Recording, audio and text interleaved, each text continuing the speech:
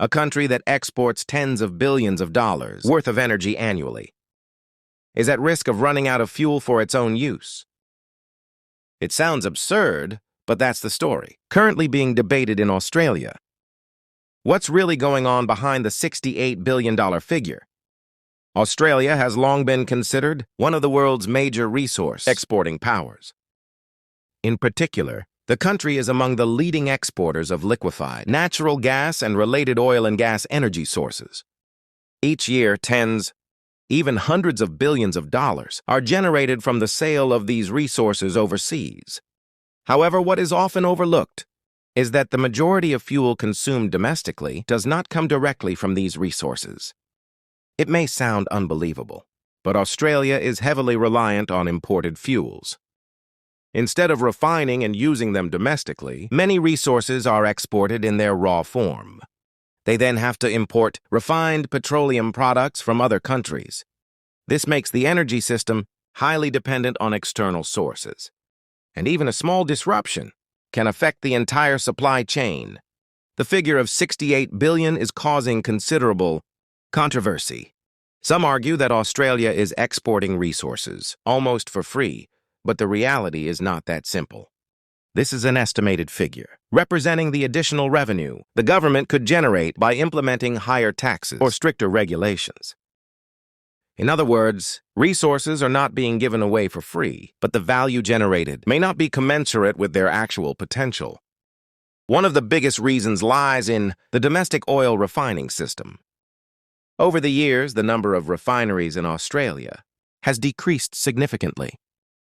This has led to insufficient domestic crude oil processing capacity and forced reliance on imported refined fuels. This dependence inherently carries risks, especially in a volatile global environment. According to several reports, Australia's fuel reserves are only sufficient for a relatively short period in the event of a crisis. This has caused concern among many experts. If global events such as conflict, shipping disruptions, or an economic crisis occur, fuel supplies could be severely impacted. In fact, Australia's story is not unique.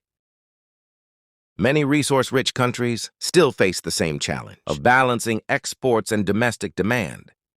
Without a sound strategy, even abundant resources will not be enough. The key consideration is that the issue isn't how much resources a country possesses, but how it uses and manages them. A system of dependence, coupled with suboptimal policies, can turn advantages into risks. A country may be very rich in resources, but if these resources are not well managed, its people can still face the risk of shortages. And this story is not unique to Australia. It serves as a lesson for many places around the world. The story of Australia's energy sector isn't just about exports and imports. More importantly, it's about what's quietly changing behind the scenes.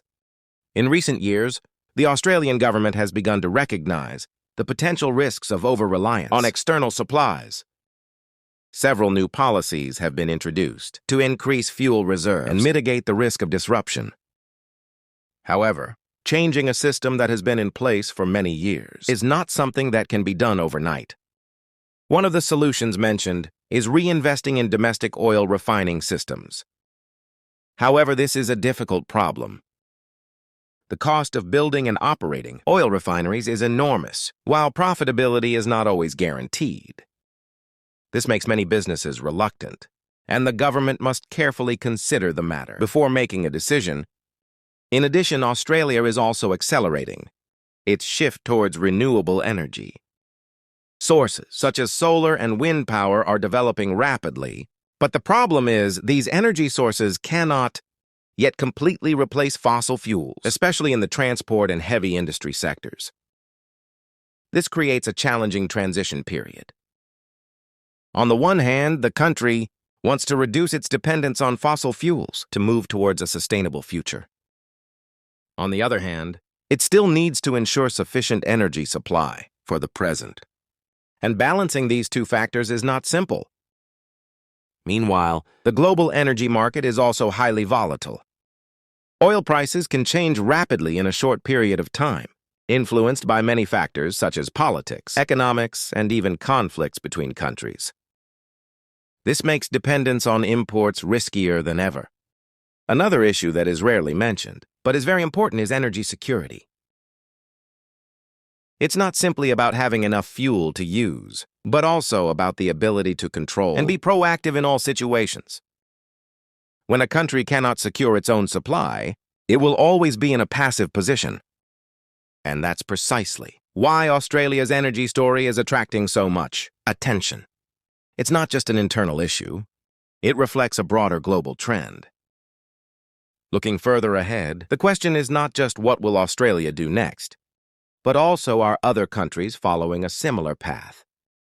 Because in an increasingly interdependent world, a small change in one country can have ripple effects. And perhaps the biggest lesson here isn't the 68 billion figure, but rather how a nation manages its resources, balances its interests, and prepares for future risks. The story isn't over yet, and what happens next could affect not only Australia, but also the global energy market.